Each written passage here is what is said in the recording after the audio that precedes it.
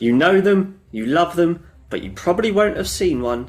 Today's episode is all about the water vole, and by the end of the episode, you'll have heard us talk about the remarkable character of Britain's most endangered mammal and the efforts breaking down barriers that will hopefully see the return of this species in great numbers, leaving you hopefully inspired to spread the word and perhaps join the fight.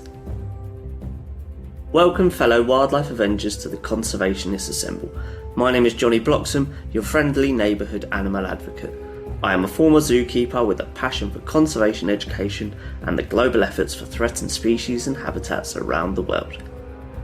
I'm inviting you to join me as we take the fight to our planet's biggest villain and my arch nemesis, extinction. Whether you're new to animal advocacy or a veteran in wildlife preservation, this is the podcast for you. Each week, I team up with Earth's wildlife heroes as we discuss the initiatives for our planet's epic species and incredible spaces. This is the Conservationists Assemble. Will you join the fight? Hello everyone, and welcome back to another episode of the Conservationists Assemble.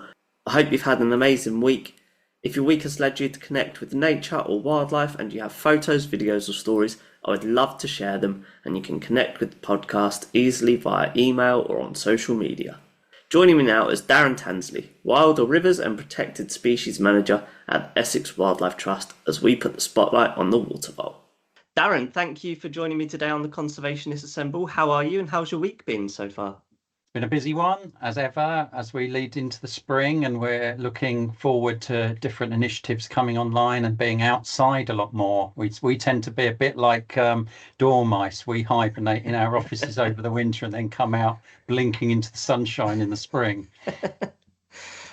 And I'm sure you guys are all looking forward to getting out into the field a bit more then, and certainly kind of the reason why we do what we do is connecting to nature, which is, as you've discussed, largely a seasonal thing for you.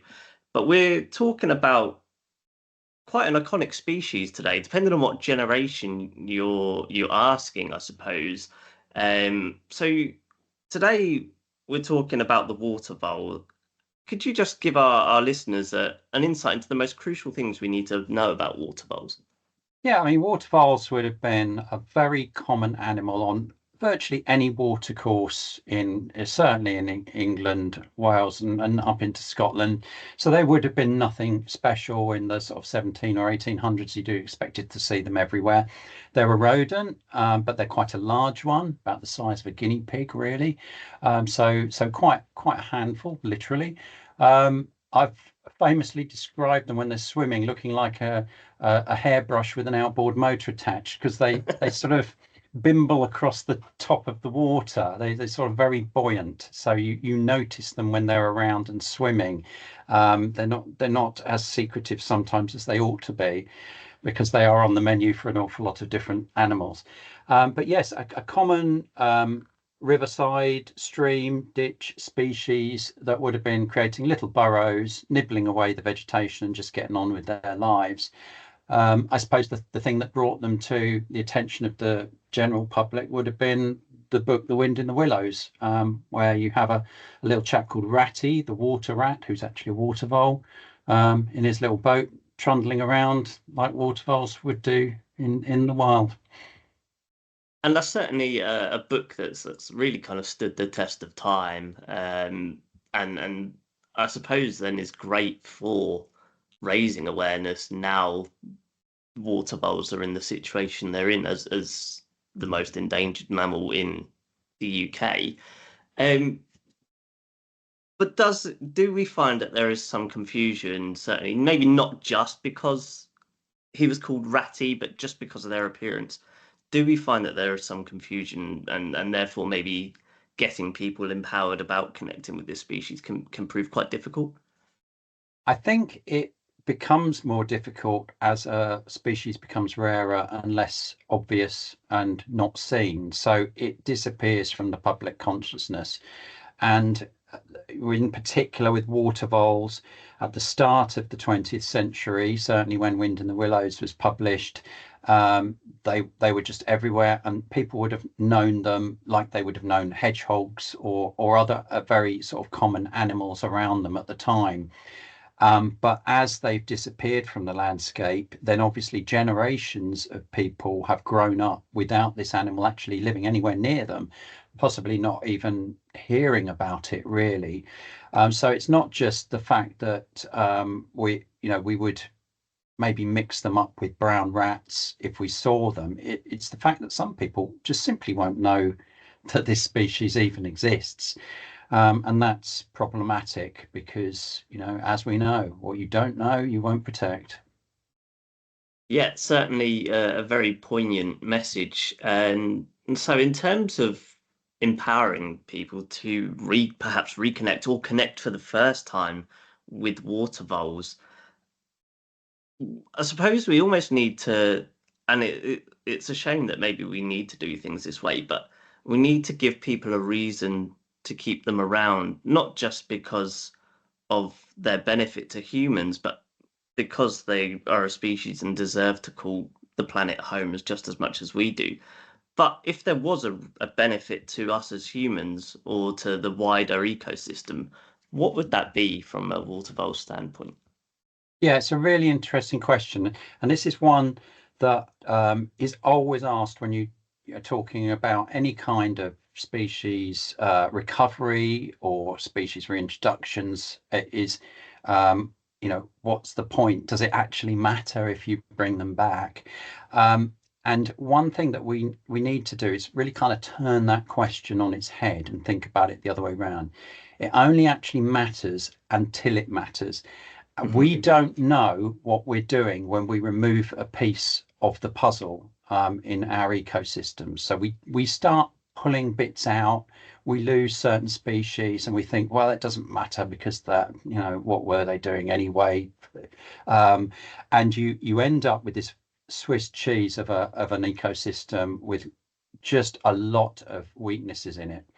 And I guess one species that I'd point to, especially here in the eastern region, would be the pine marten. That was hunted to extinction in the 17 and 1800s, was pretty much wiped out by the middle 1800s. Now, it didn't seem that it actually mattered. It was just another predator that was around. It had gone, but what difference is it making?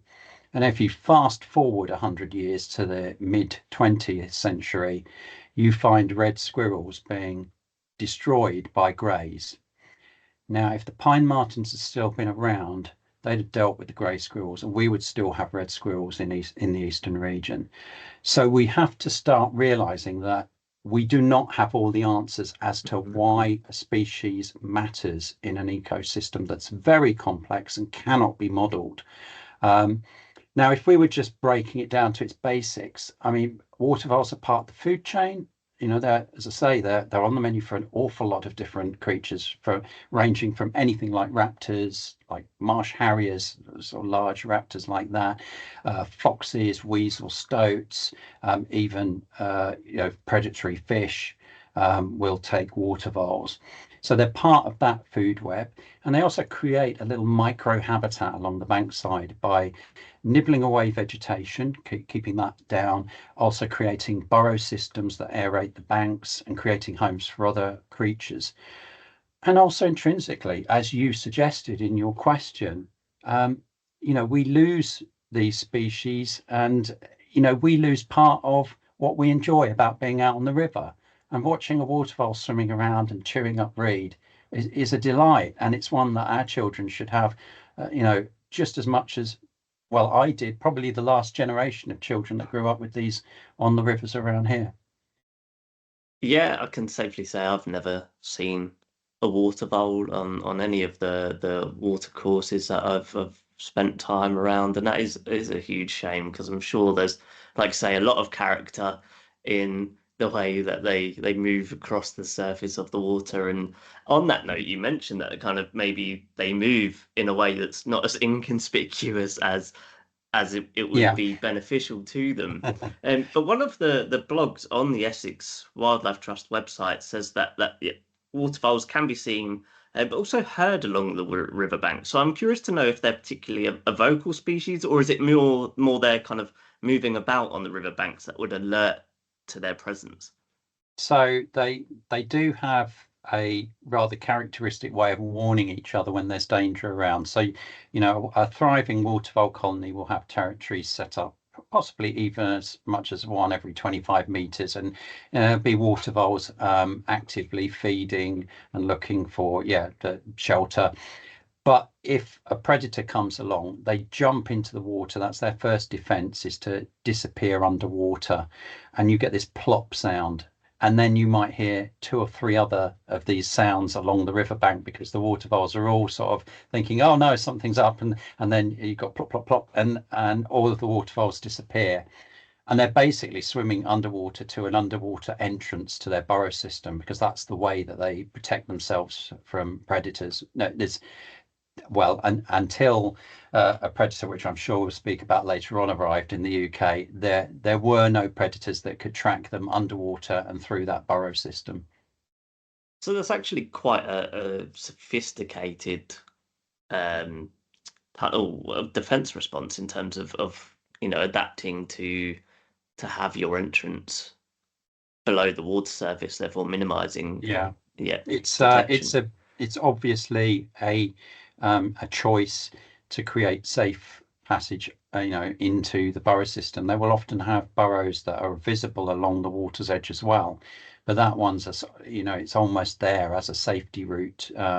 And we've got some great footage of waterfowl swimming into those underwater burrows on one of the rivers in Essex. So this is a sort of way that they've adapted to protect their population. I mean, as I say, there will be a lot of waterfowls that don't make it quick enough and get nabbed before they get there. But overall, the population thrives with that sort of system. And on the note of population thriving, because they are rodents, I guess, their lifespan's probably pretty short, but their reproductive biology, if, unnatural threats were omitted, meant that we could perhaps see populations returning in good numbers in a relatively short amount of time, right? Yeah, definitely. They're one of those sort of groups that breeds fast, lives fast, dies young. And so a female might have 5 or 6 litters in one season, and there will be 5 or 6 young in each of those. So she could potentially give birth to 30 water voles over the course of the summer. But they're usually pretty burnt out by the end of the year, and most water voles won't make it to 18 months. In fact, most will die after a year. So you will get this rapid expansion. It's like all the rodents, they come out of winter. A lot of them have died off over winter. So it's just really those fit youngsters that make it through to the spring. So you're probably down to about 30% of the numbers when you come out of winter. And then they breed quickly. And then the first litters actually breed again. So you get 2 peaks. You get a sort of peak in the sort of April to June, and then you get an even larger peak coming out sort of August, September, where not only are the adults breeding, but all their offspring are as well. So yeah, very cyclical life cycle. That's obviously.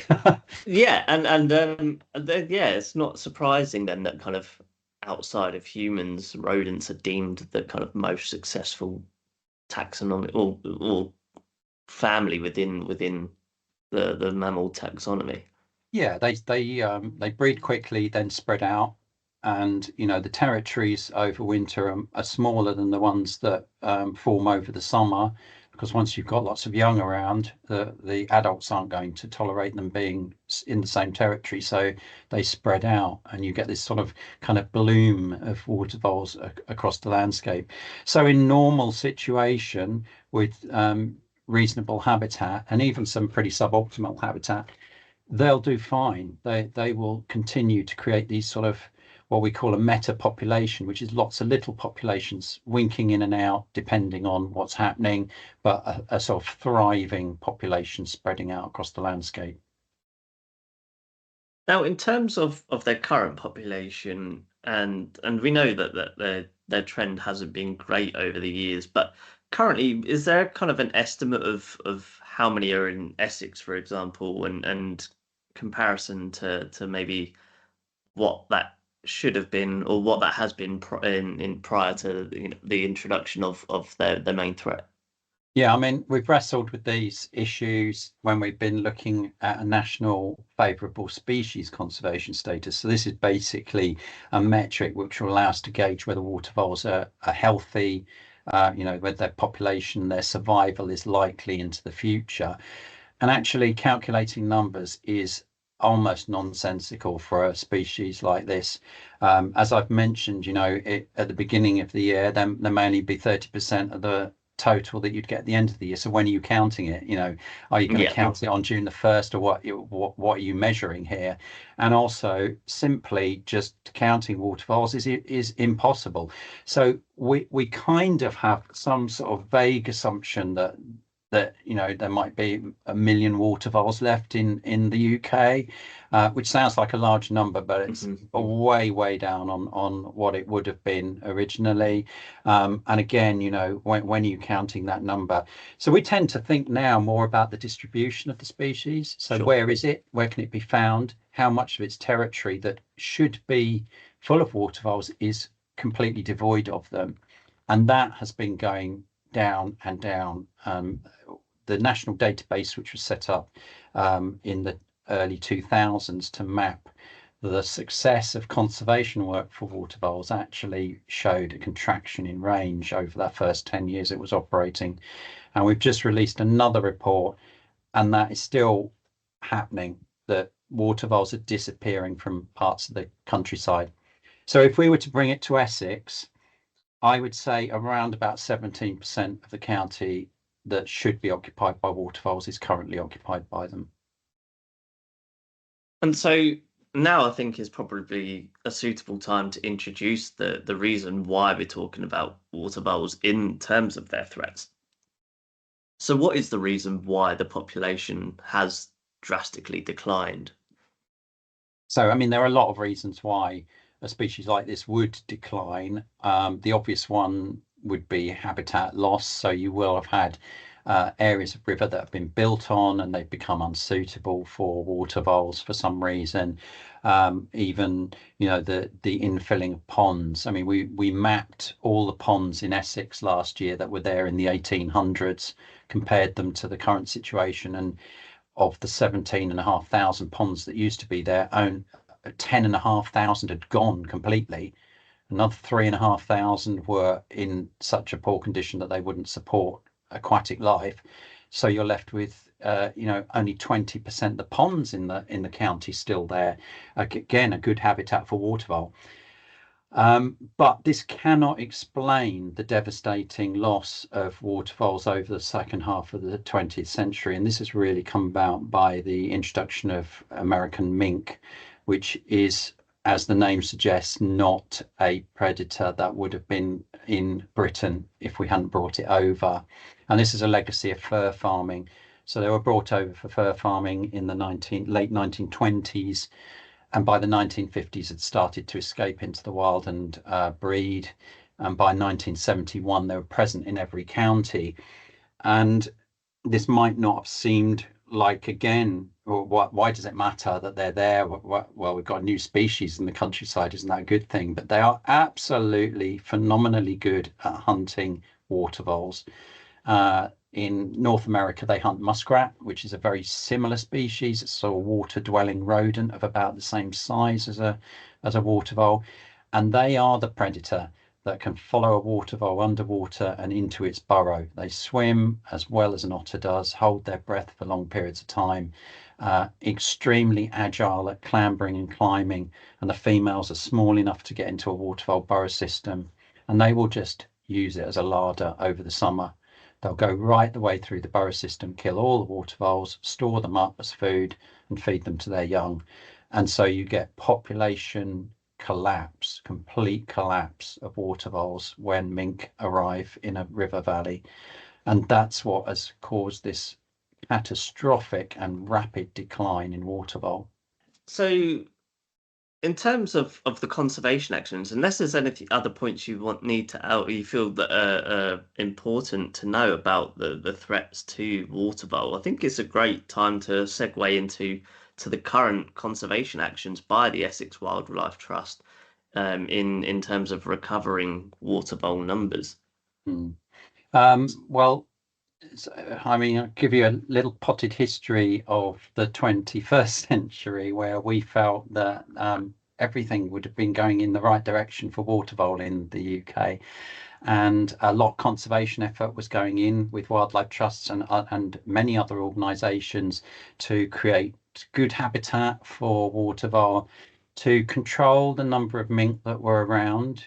So mink were being removed and actively controlled across a large area of the eastern region at that stage. And also reintroductions were occurring as well when waterfalls would be displaced from large areas, like port building down on the Thames in 2010 for DP World, displaced about 400 waterfalls. Well, those were taken into captivity and used for a reintroduction on one of the Essex rivers, the River Colne. So there was a lot of work going on, and this was not obviously just Essex. This was happening all over the place.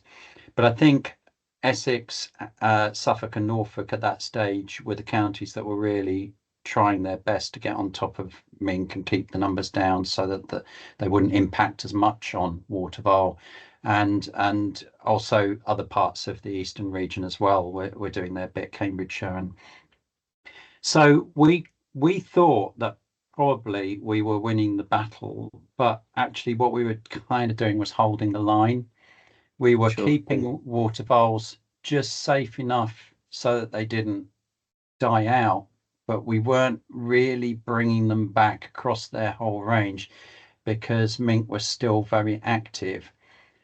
And we were doing this for year after year after year, and it became very obvious that the status quo was not working for the conservation of water vole. We couldn't do it in that way. And so 5 years ago, we invited Professor Tony Martin to come and talk to us about the potential to actually remove mink entirely from the region as a pilot to see whether it could be done and how water voles would respond to that. And that is what we have been doing since 2020, really. I mean, obviously, COVID interrupted the work, and mink started to recover their populations actually quite dramatically during that period because nobody was out there keeping an eye on them. But from 2021 onwards, we have been working to remove mink, and they are now not present in Norfolk and Suffolk. Right. And we are removing them from Essex. And in fact, this year will be year 2 of that project to make Essex mink free as well. And that will mean a whole region being effectively free of mink. And that's when it's really important for us to measure the response of water vole. What happens to water voles once the mink are gone? And so I suppose having kind of the predecessing work of two counties in Norfolk and Suffolk is a great model to go off of. And what kind of have we seen with those counties that maybe we're hoping to be replicated in Essex? Yeah, well, I should say that we have done this at a regional scale. So Norfolk and Suffolk were the core which we wanted to try to remove mink from. So that was our pilot zone. But then we had a buffer zone of Essex, Cambridgeshire, Hertfordshire, all of the neighbouring counties right up through Lincolnshire, working in a similar way to achieve a zone which mink couldn't get back into Norfolk and Suffolk. So it was a protective zone, really. And we are now, all those counties are all working towards the same goal. Now, in Suffolk and Norfolk, on those monitoring rafts that were originally being used to catch and remove mink, they're having to release live water voles because there are so many water voles around that they're the things that are caught most often. Right. And we are now working on different ways to avoid waterfowl getting into those Yeah. areas.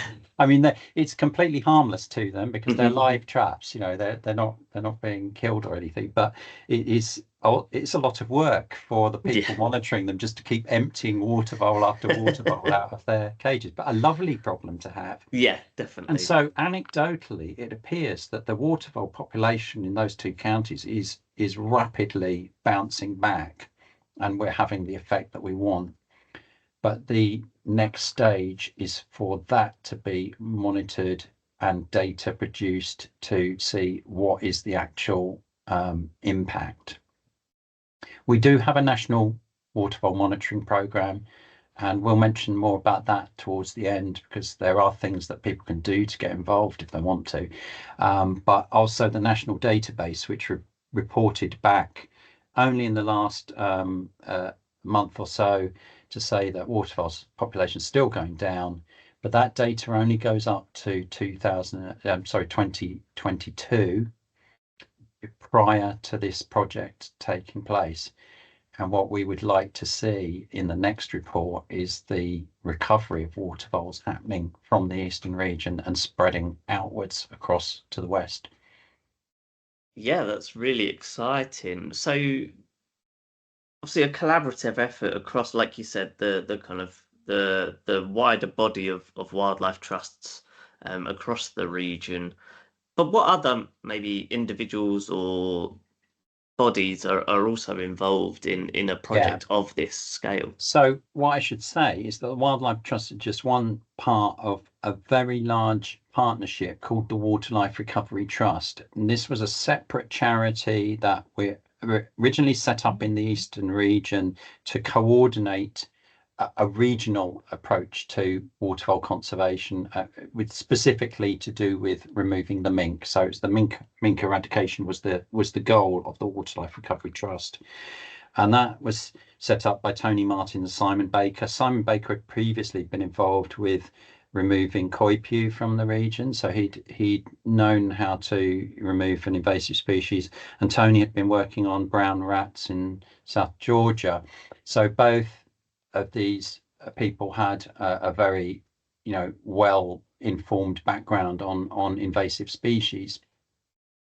So the Waterlife Recovery Trust brought together wildlife trusts, the RSPB, local authorities and councils, individual landowners, um, internal drainage boards in the fens, a whole raft of different organisations all pulling together to achieve the same goal.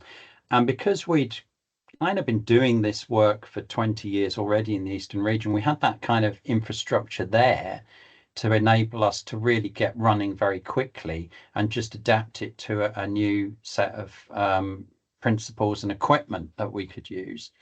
And I suppose the biggest change between the early 2000s and now was that we have electronic devices where we can attach to the raft that alert us when an animal has gone into the raft, and we can get straight out there. So we don't actually physically have to check that raft every day to see what's going on. We only have to respond when we get a text to say something's happened, and we need to go out there. And that enabled us to suddenly really expand the effort to monitor across large areas of landscape rather than just single rivers or parts of river. Um, because the trouble is, if you remove mink from one river, they'll just come back from the one next door. Yeah, So it yeah. has to be done at a landscape scale. And this is landscape scale conservation at, it's extreme, really. We are looking at a third of England being within this project now. Yeah, that's really cool, and creating such a strong foothold for the rest of the region as and when, that time comes. Mm. Oh, well, in the rest of the UK, this project is meant to prove a concept that can be rolled Mm. out across the whole of the UK. And we have to remember that it's not just about waterfowls. Mink predate kingfishers, wildfowl, all sorts of different species are impacted by this invasive. And there's Mink are fantastic animals, that they are amazing predators, and it's really a shame that they've found themselves in our landscape because they're every bit as much a victim of this whole process of man moving animals around as the waterfowl are. Yeah, I love that point. A strong plea to not villainize the Yeah. species, as so many species do get villainized, kind of thing. Um, Yes, I hear the phrase, oh, mink are evil bandied around. They're not evil, they're just feeding their young and finding somewhere to live. They're no more evil than a barn owl. So we have to treat them with humanity when even if we have to eradicate them, they must be treated humanely in that process. yeah, and I suppose to maybe there is a concern. I suppose you might get asked this question a lot, even though they're not native to the UK. Are they doing? They're doing okay in the States? Yeah, yeah. I mean, they're a successful species in the States, and they have predators, that predate on them over there. They don't really have that over here, so they are able to very rapidly spread in Britain without check, really. Yeah, and so for maybe anyone who's listening who might be concerned that upon the successful eradication of American mink in this country for the benefit of other species, that there isn't a concern for the American voles Yeah, suffering as a global population where they we are meant to we exist. yeah, exactly. We are not talking about wiping out a species here. We're talking about removing them from an area where of the globe which they would never naturally have been able to colonize. So then moving on to how everyone can get involved, should people want to start making conscious changes to start the repopulation or to assist the repopulation of water voles, or if they felt empowered to provide support, what are some of the ways that they could do so? And the main thing is that we need sightings of water voles and mink, so we need to know where these species are. So people should always report them to their local record centre or check out the Wildlife Recovery Trust, and on their database, there's a place where you can report sightings. But also, every year there is a water vole survey of the UK, and it's run by the People's Trust for Endangered Species. I'm sure you'll be able to put links to Hmm. these in your description. Um, and that water vole monitoring program, National Water Vole Monitoring Program, is set up to do the same survey points year on year to see whether there are changes in the distribution of water vole. And you just sign up on there, and anybody can do that. It's designed for volunteers to be able to do this survey. There's training materials on there, but we would advise people to go out and do a training course on looking for water vole signs with a professional. We would run them at the Wildlife Trusts and other organisations like the People's Trust for Endangered Species as well. And that way you can go out to your local area, your local survey point, and you can check on that each year, somewhere between April and June, and just see whether waterfalls are there or whether they arrive. And that's the exciting thing is in Essex, as I said, a lot of our rivers don't have waterfalls on, but we expect them to return once the mink are gone. And people will be able to see that recolonization happening in almost in real time along their rivers. So that's very important. It's people's eyes and ears.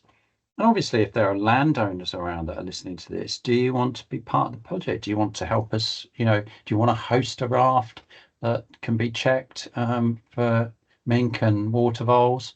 Um, these are the sort of practical things that are very easy to get involved with now. You don't have to be an expert in any of these species to actually help with the project. That is really exciting, and I can imagine there is a huge sense of excitement. That year when you don't know if it's going to happen. Same as when you're just generally wildlife spotting in at any point. You don't know whether it's going to appear because there is that uncertainty. Yeah. But yeah, I can imagine that the thrill of that potential to see them is The, quite exciting. I think nice thing was when we've done the reintroduction and somebody's gone along the river and they contact us with a photograph, and it might be quite a blurry one, just saying, I've just seen my first waterfowl. Yeah. And people are thrilled because they just weren't expecting it. So, to have these animals back in the wild and being seen so regularly in the areas where they're safe now is just phenomenal. And even down to walking along a river with mink on, it's very quiet. There's not really much going on. But once the mink have gone, and I remember walking along the River Stort, which is on the Hertfordshire-Essex border, and every 20 metres there was a moorhen sitting on a nest. Well, that just would not have happened 10 years previously. So yeah, it is a thrill, I think, to be in the presence of any wildlife, but particularly some that you're not expecting to see. Yeah, I've never seen a kingfisher, and it's one never, No. and it's one that I'm so You are going desperate to to have to see. come out on the rivers with me. I would love that. I would absolutely love that. And if you could show me all of the places to best see a kingfisher, it would make my day. I'll tell you, with kingfishers, you will hear them first. You hear this Yeah. whistling sound, and then they come just bolting down the river, and it's like a sort of azure coloured arrow flying across the water. It's incredible. Yeah, and it's yeah, just a bird that I really enjoy seeing, and I think I could probably watch them to no end. Yeah.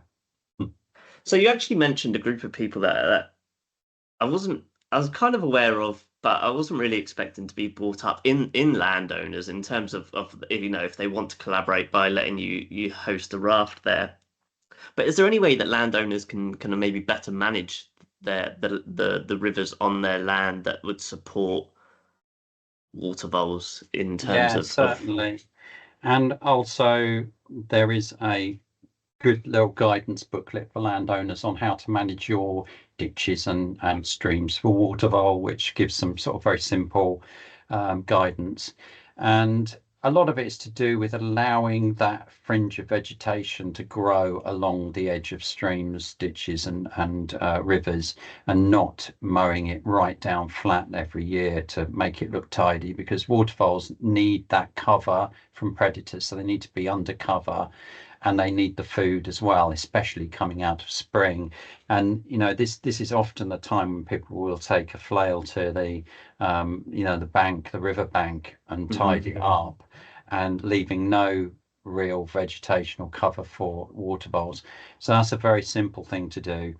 And especially on areas where there are livestock, it's limiting their access to the water, because cattle in particular will heavily poach the banks. That's when they sort of push their feet into the mud, and they basically break the banks down. And waterfoles, being burrowing animals, cannot burrow into a bank which has been completely smashed to bits by cattle. So it's trying to sort of fence off sections where the waterfoles can be, and then allowing access just in certain areas for livestock. Or even we've provided solar pumps on some rivers to pump water up to drinking troughs and things for livestock.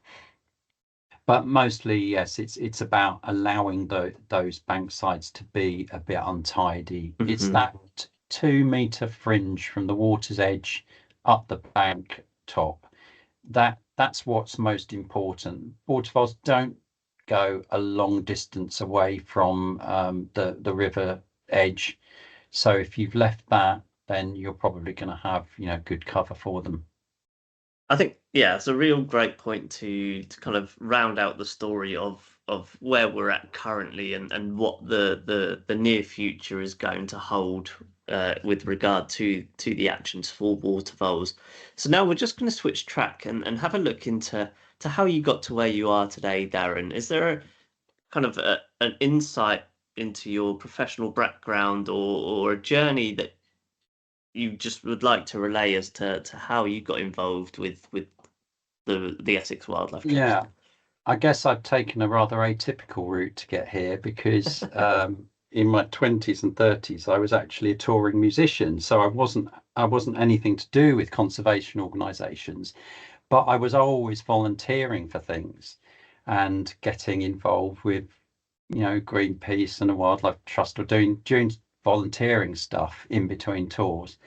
And then it just occurred to me that really I've been banging on about wildlife for such a long time, I should really learn something about it. So I visited a friend who was actually a manager at Essex Wildlife Trust. I went to their headquarters, which at that time was in a different location to where it is now. And I spoke to Graham, and he said, "Look, I'm sorry, Dan, but it doesn't matter how enthusiastic you are. I think you're probably going to have to go and do some kind of qualification." So I signed up literally that day. I signed up for a degree at Otley College, as it was in Suffolk, and did a conservation management degree over the next 3 years, and then just started volunteering for everything that I could. And I got a little bit of work from the Mammal Society for doing some waterfowl surveys. And because I'd volunteered at college to do some radio tracking, suddenly I realized that I was probably one of the few people in the county that had that skill, and was then, sort of going off and doing things like that.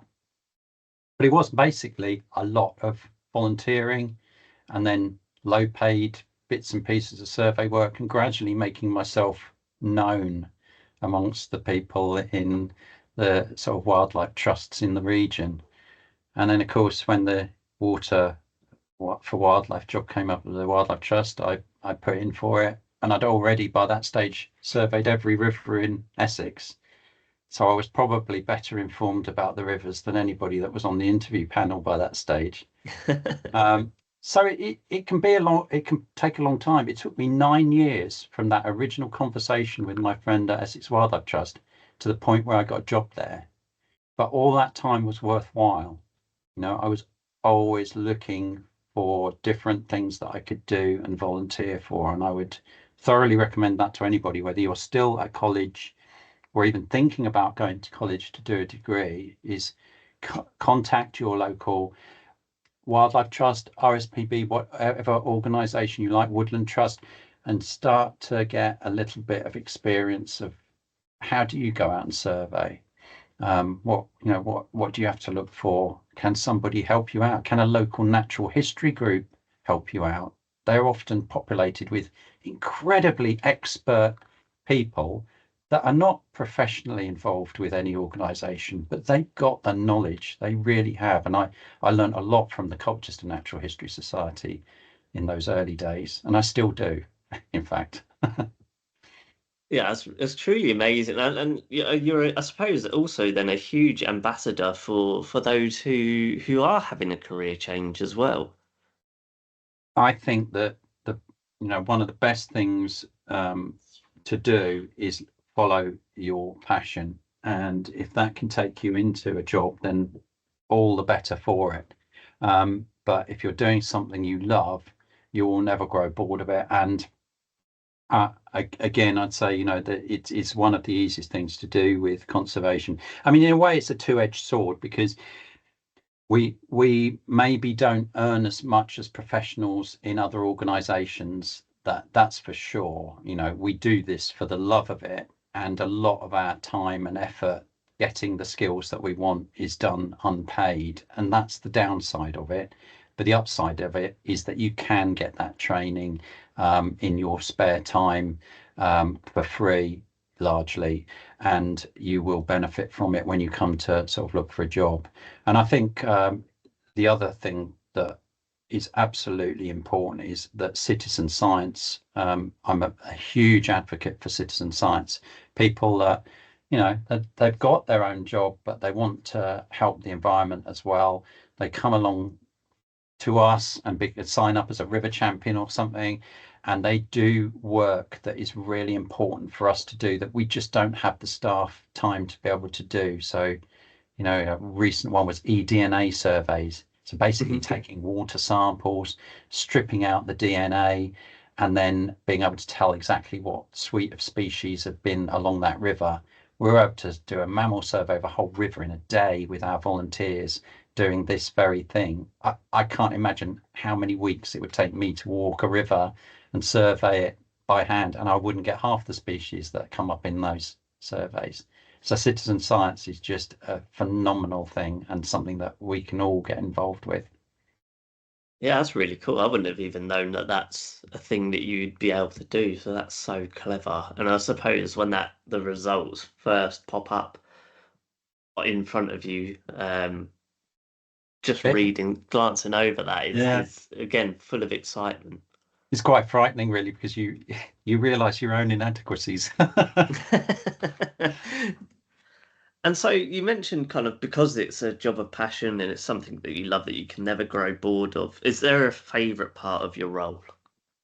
Well, I came up through the survey route, as I said, surveying the rivers, and I'm never happier than when I'm just looking for the signs of animals and recognizing them. That first time you go out on your own is terrifying because you think, oh, I really don't know what I'm doing.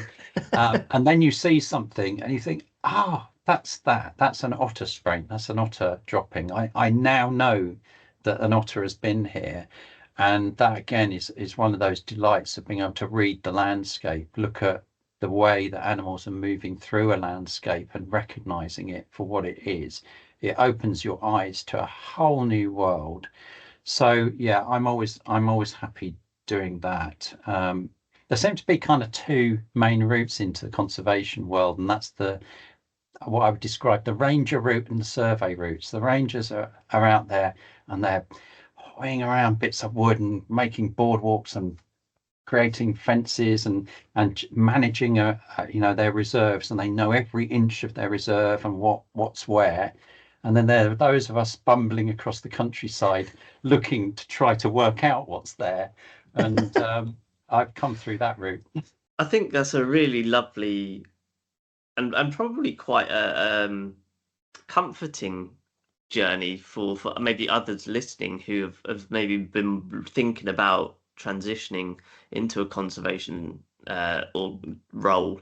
Because Mm, something I heard a lot as a zookeeper with a lot of our volunteers was, oh, I'd love to do what you've done. If only I'd done that when I was at college yeah. studying. But actually, it's not too late just Uh, because you've been doing 15, 20 years in IT or something like that. Yeah, I totally agree because I was 35 when I got my degree. It wasn't something that I thought of doing when I was 18.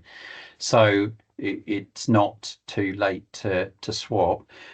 We've got people working for us that worked in the city on the stock exchange and decided, I want to do something better. Now, it's taken quite a pay cut, Yeah. but actually really thriving doing the conservation work. So I think it's always there for people that have got that passion and the ability to be able to do it. And we're always trying now to really get away from just this idea that you have to have the degree to be able to do it. I think that was the case 20 years ago. Certainly when I was trying to get a job, I wouldn't have been able to get one without the degree. But now it's so important that people have that passion and that they they can show that they've been doing the things that we want out of them to be able to do that job. And the degrees, yeah, it would be great if you had some sort of qualification, but it's not the be all and end all. I look for people with that glint in their eye, I think. Yeah, definitely something that can't be taught is passion. So to close out the episode, Darren, we're just gonna have some quick fire questions to learn a bit more about what makes you tick. So are there any dream species that you would love to see in the wild in the UK? This is going to seem ridiculous, but I'd love to see an otter. Yeah. Now, I have done thousands of otter surveys. I've never seen an otter swimming around. I picked up probably more otters dead on the road than anybody cares to imagine. So I've seen otters, but I would just like that time on a riverbank with an otter swimming around. Hopefully one day. There's certainly lots of hard work going into to creating a safe haven for Eurasian Yeah. otters back in this country. So hopefully one day that dream will become a reality for you.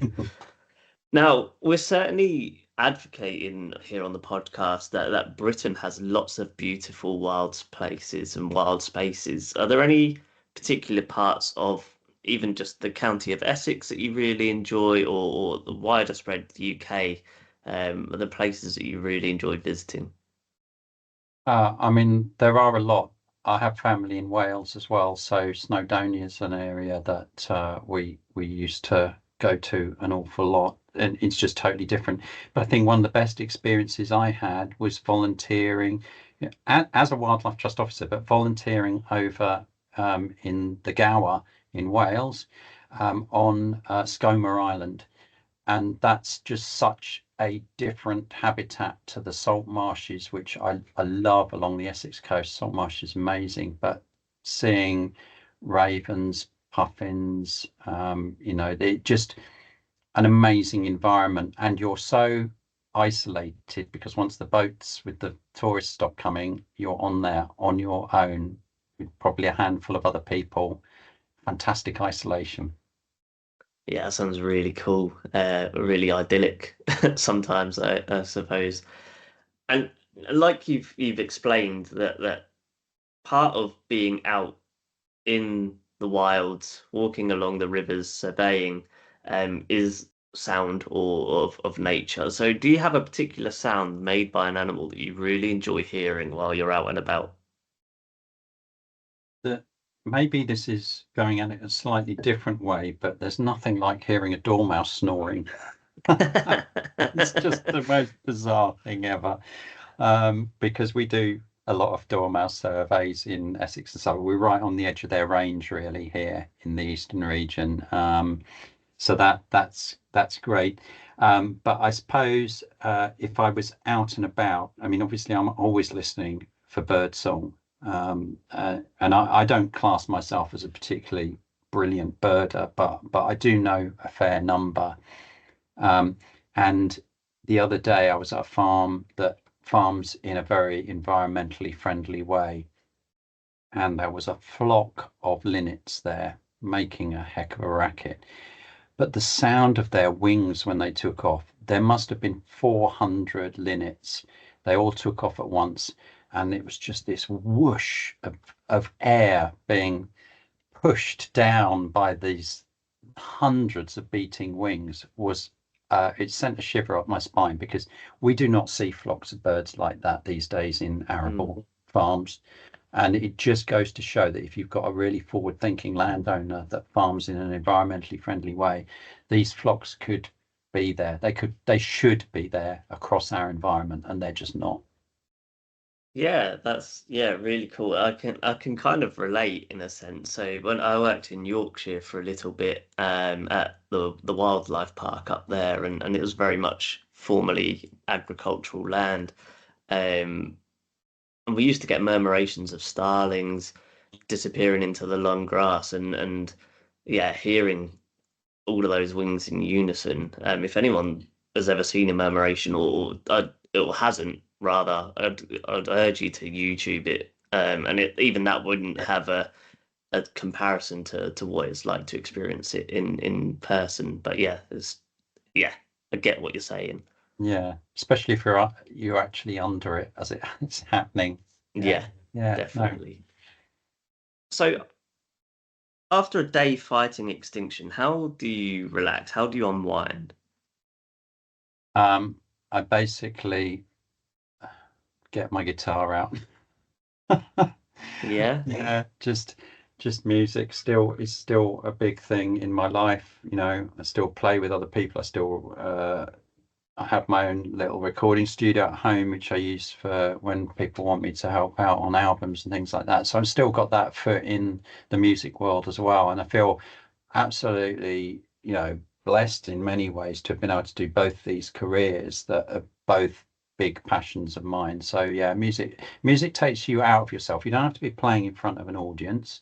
Mhm. You can just dissolve away a very bad day just by playing the piano or picking up the guitar, and that's my sort of refuge really from a working day. Fantastic. So, last question then. How can our listeners follow the work of Essex Wildlife Trust specifically for water voles, but also just in their wider missions?